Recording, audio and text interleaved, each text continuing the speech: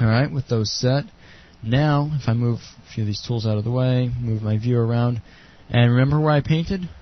Look at that, shrubs, bushes. And again, with the deco layer selected, painting still selected, I can control left and actually go and paint these wherever I want them. So paint a little bit over here, and there we go, where you can we can paint decorations wherever we want. And again, I can set the strength down and not paint so harshly. And we'll actually get into other ways of controlling some of the thickness of these of the deco layer itself. But that's the basics of creating and placing pieces in a deco layer. Now we're going to go just a little bit further and take a look at the color and scale maps. First, the color map. You'll notice that as these static meshes are getting placed, they're using their default texture color. Nothing else is overriding their color or adding to it. And you actually have an extra layer of control that allows you to take a color map and assign it to this deco layer and add an extra level of color to these static meshes. Here's what I'm talking about. I'll go ahead and bring in a new texture, just a very basic. I'll turn generate maps off just because it shouldn't be noticeable, and maybe not necessarily here, but other parts of terrain generation can actually cause problems. Let me just pull this in. CMap 3 should be fine, and with that I'll simply grab that color map because I want to try and impose these colors over the static mesh. So I'll simply right click and say get color texture from current, and let's see, I might have to either rebuild or re-grab the map. It all depends on how it was set up. If I was to rebuild,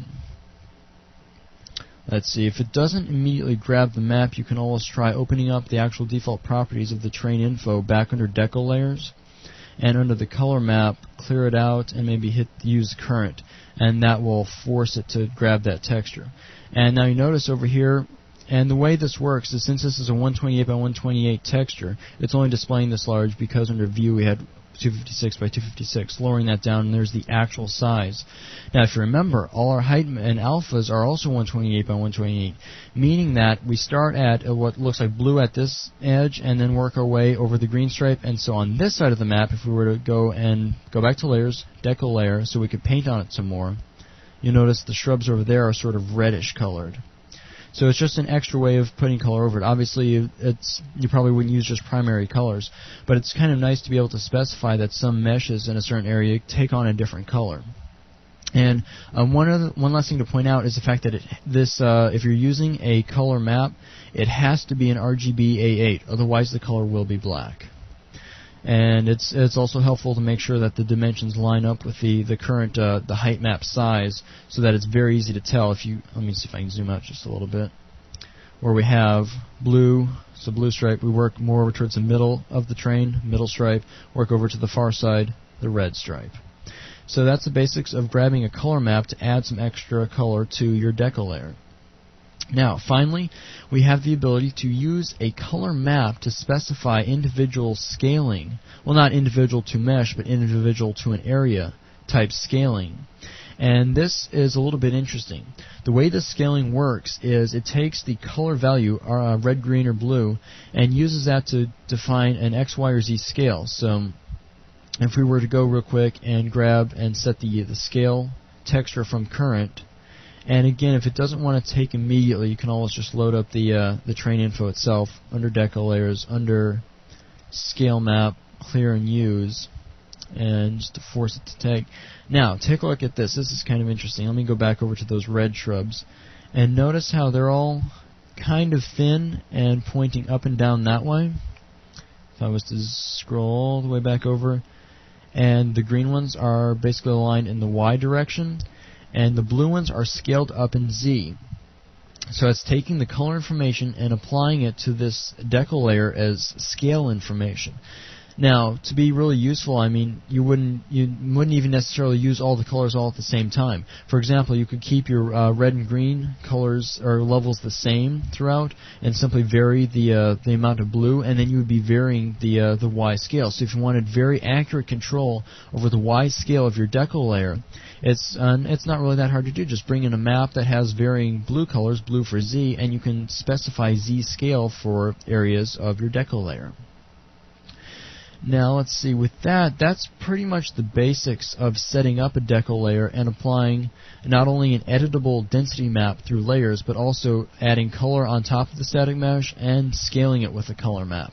Now you have similar controls to layers. You can duplicate or delete. So if you wanted, say for example, if you wanted a set of trees, I mean we could go. If you wanted some grass, let's see, we could.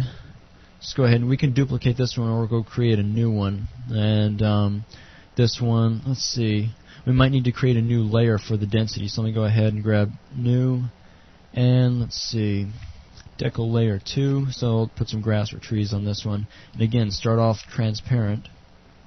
And the final DecoLayer, let me scroll down a little bit and grab. Okay, where did I put that? Okay, there. Okay, DecoLayer 2, I had the right one selected. So both DecoLayers are below what we're actually using for texture information. Now with DecoLayer 2, let me go find that real quick. So hunting DecoLayer 2. Let's set the density from the current texture. So now we can paint on DecoLayer 2 to specify grass. Of course, no static mesh yet, so we'll go and grab static meshes and let us find a nice grass. As I hunt around a little bit. So a little bit of grass. Let's get the current static mesh from current. And now, again, using the painting on this layer, I should be able to paint a little bit. Again, the same thing with I have to be able to set the view range. So let me go ahead and bring up the properties. I still have the terrain info selected.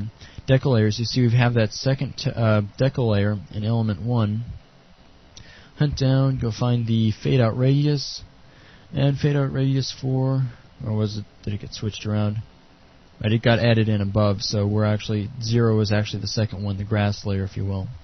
Fade out radius, here we go, 0. Let's up this to 4,000, and then fade out after 6,000, be completely invisible. And now, grass. So you can see you can have as many DecoLayers as you want. Just keep in mind that you don't want to go too crazy with this for performance reasons. But we can go in there and paint some grass in between. So there we've got multiple DecoLayers. And again, we could take this grass layer and start assigning specific color or scale to it if we wanted to. And go and bring up the display of which DecoLayers to show, so we can very easily show and hide individual ones, or completely hide all of them if you want to go back to basic terrain editing without the DecoLayer in the way. I'm going to turn them all back on. So that's basic DecoLayer editing. All right, very cool, very powerful. So that's going to conclude this lesson. Thanks.